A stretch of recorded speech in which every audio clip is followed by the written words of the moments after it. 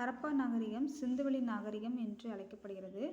இது 1.3 மில்லியன் சதுர கிலோமீட்டர் பரவி இருக்கிறது. இதோட எல்லைகள் மேற்கே பாகிஸ்தான் ஈரான் எல்லையில் உள்ள ஷட்கஜுண்டோ, வடக்கே ஷாடுகை, தெற்கே டைமாபாத், கிழக்கே ஆலம்கீர்பூர்.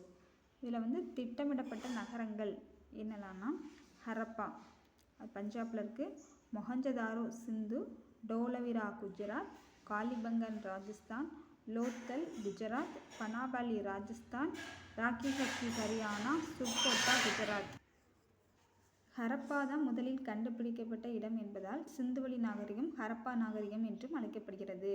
இது சிந்து நதிக்கு வெளியிலும் பரவி இருக்கிறனால சிந்து சமவெளி நாகரிகம் சிந்துவெளி நாகரிகம் என்று அழைக்கப்படுது. மொஹஞ்சதாரோவில் ஒரு மாபெரும் குளியல் குளம் இருக்குது. அதில் பல அறைகளும் உள்ளது. மொஹஞ்சதாரோவில் ஒரு சிலை கிடச்சிருக்கு. அது பூசாரி அரசன் அப்படின்னு அது சொல்லப்படுது.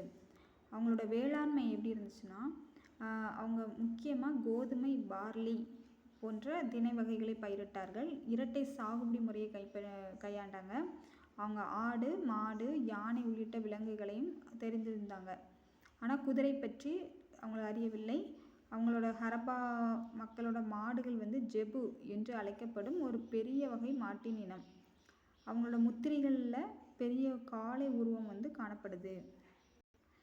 அவங்களோட மட்பாண்ட கலை எப்படின்னா, சிவப்பு நிற வண்ணம் மட்பாண்டங்களில் பூசப்பட்டு அதில் கருப்பு நிற ஓவியங்கள் அதில் தீட்டப்பட்டிருந்துச்சு. இதில் கோப்பைகள், எஸ் வடிவ ஜாடிகள், தட்டுகள் அப்படி பல வகையான மட்பாண்டங்களை செஞ்சாங்க.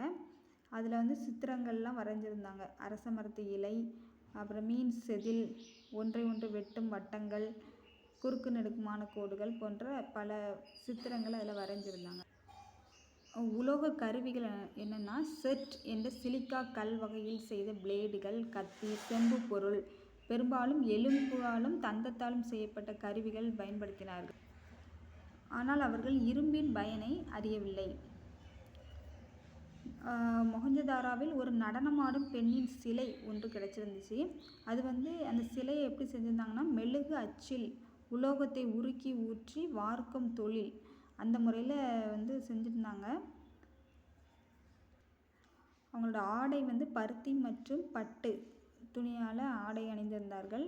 அணிகலன்கள் செம்மணிக்கல், அதாவது கார்லினியன் மணி அதால், அப்புறம் செம்பு, தங்கத்தால் ஆன அணிகலன்களை அணிந்திருந்தார்கள். அதுக்கப்புறம் இந்த அணிகலன்கள் எல்லாம் இவங்க ஒர்க் பண்ணி மெசபடோமியாவுக்கு ஏற்றுமதியெலாம் பண்ணியிருக்காங்க. ஹரப்பா மக்களுக்கு மெசபடோமியா மக்களோட நெருங்கிய வணிக தொடர்பு இருந்துச்சு. மேற்காசிய பகுதிகளான ஓமன், பக்ரைன், ஈரான், ஈராக் போன்ற பகுதிகளில் ஹரப்பாவோட முத்திரைகள் காணப்படுகிறது.